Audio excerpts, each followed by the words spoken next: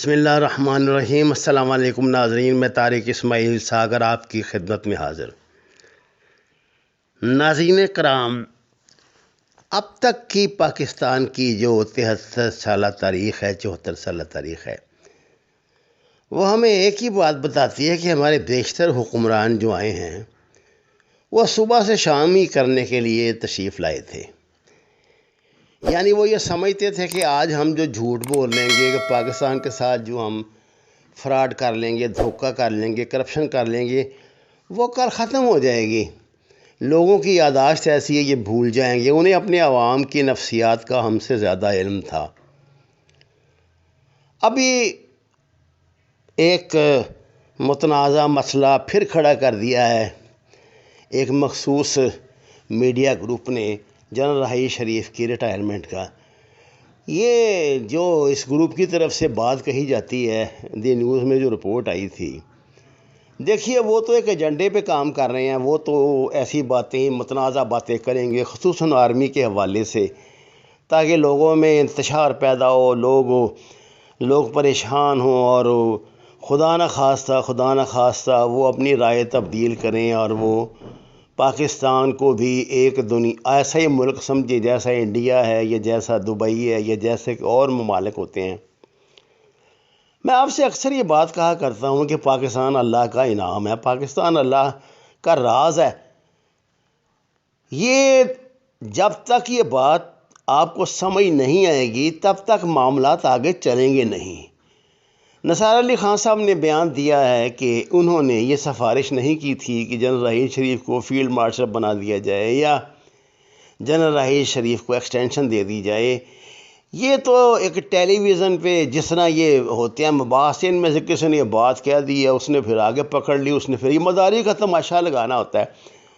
کیا آپ یہ بات نہیں جانتے، یا آن ریکارڈ ہے، کہ جنرل راحیل شریف نے کہہ دیا تھا کہ میں 3 سال ملازمت پوری ہونے کے بعد آرمی کو چھوڑ دوں گا، کیونکہ وہ چیف آف آرمی سٹاف کی ذمہ داریاں سمجھتے تھے، اور انہوں نے اپنے ان 3 سالوں میں پاکستان پہ جو احسانات کیے ہیں، پاکستان کے غریب میرے جیسے عوام پہ، ان پر نہیں، ان لٹیروں پر نہیں۔ یہ تو خدا کی پناہ، ان کا تو بیڑا غرق انہوں نے کر دیا نا۔ انہوں نے جو آپریشن کیا تھا یہ MQM کے خلاف، ان کی اجازت کے بغیر، ان کا غصہ مول لے کے، اس طرح انہوں نے آپریشن ضرب عضب جو کیا تھا، ان کی ناراضگی مول لے کے کیا تھا۔ آپ کا کیا خیال ہے کہ ٹھنڈے پیٹوں انہوں نے اجازت دے دی تھی؟ ہرگز نہیں۔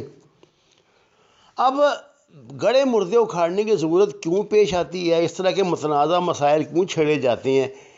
یہ آپ کو پتہ ہے کہ حال ہی میں میر شکیل الرحمان صاحب کو چونکہ رہائی نصیب ہوئی ہے، تو وہ اپنا غصہ اتاریں گے نا، اس طرح کی 2-4 اور فلر چھوڑیں گے، جس کے بعد پھر بحث ہوگی، لوگوں میں کج فکری پیدا ہوگی، لوگ ایک دوسرے سے الجھیں گے، اور ان کا الو سیدھا ہوگا، ان کا وظائف پورے ہوں گے۔ جو ذمہ داریاں یہ اپنے مالکان کی دوران قید یا اسیری ادا نہیں کر سکے، وہ اب ادا کریں گے۔ ہمیں ان سے کوئی گلہ نہیں ہے۔ آپ نے باراک اوباما کی اس کتاب کی اشاعت کے بعد، جس کے خاصے مندرجات اب عوام میں آ چکے ہیں، کیا اندازہ نہیں لگا لیا کہ ہمارے حکمران کس طرح کے لوگ ہیں؟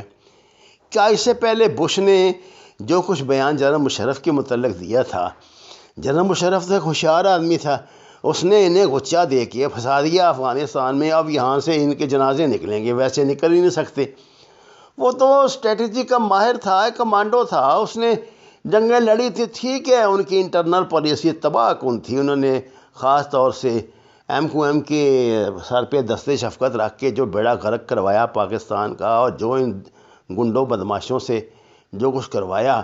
لیکن سوال یہ پیدا ہوتا ہے کہ اس گندگی کا خاتمہ بھی تو ایک جرنیل نے کیا نا، جنرل راحیل شریف نے، اور اس کو بھی چھوڑیے۔ میں کہتا ہوں ابھی آپ مصطفیٰ کمال نے بیان دیا ہے کہ یہ جو مقبول صدیقی ہے، یہ انڈیا میں اس نے پاکستان کا پاسپورٹ پھاڑا تھا، اور یہ پھر وہاں سے انڈیا سے امریکہ گیا تھا، امریکن پاسپورٹ کے ساتھ پھر یہ پاکستان آیا تھا۔ یہ مصطفیٰ کمال نے بیان دیا ہے، آپ دیکھ لیں جا کے میڈیا میں۔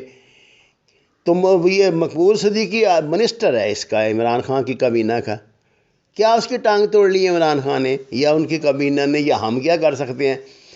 آپ جس کو بھی اٹھائیں گے نا، جس منسٹر کا نام لے لیں، میں کہتا ہوں آپ یہ چودھریوں کو، یہ میاں صاحبان کو، یہ جتنی فیملیز ہیں جو اقتدار میں ہیں پچھلے 50-60 سال سے، آپ ان میں سے جس کا بھی نام لے لیں نا، اس کی سے آپ کو یہی کچھ ان کے اندر سے برآمد ہوگا۔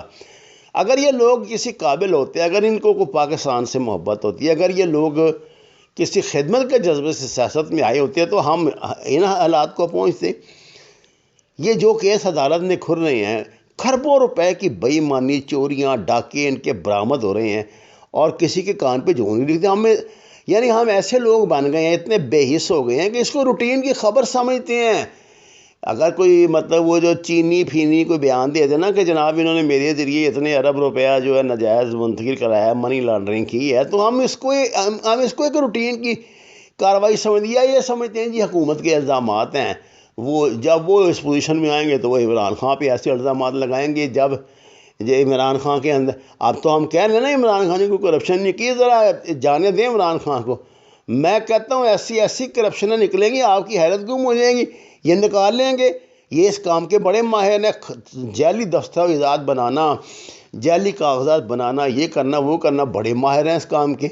اور اگر آپ اس چکر میں پڑتے ہیں تو یار مجھے بتا دو جن لوگوں نے یہ لاہور میں وہ قلعے بنائے ہوئے ہیں بارڈر کے ساتھ ساتھ، جس کو یہ پتہ نہیں کیا کیا نام دیتے ہیں، 20 کنال زمینوں پہ قبضے کر کے بیٹھے ہوئے ہیں، 10 کنال کی کوٹھیاں بنا رہے ہیں۔ ان کی کیا اوقات تھی بھائی؟ ان کی 5 سال پہلے کیا اوقات تھی، آپ کو نہیں پتہ؟ تو اس لیے ہم تو بدقسمت لوگ ہیں نا، ہم تو عام پاکستانی، ہم نے تو یہ خبریں سننی ہیں، بس یہ ہماری قسمت ہے کہ آپ سنیں اور صبر کریں اور اللہ سے بہتری کی دعا کریں۔ وما علینا الا البلاغ المبین۔ ناظرین کرام، قرآن اور نماز کو ترجمے کے ساتھ جانیے، ہمارے چینل کو سبسکرائب کیجئے، لائکس دیجئے، اور سچ کے سفر میں ہمارا ساتھ دیں۔ آپ کا بہت شکریہ۔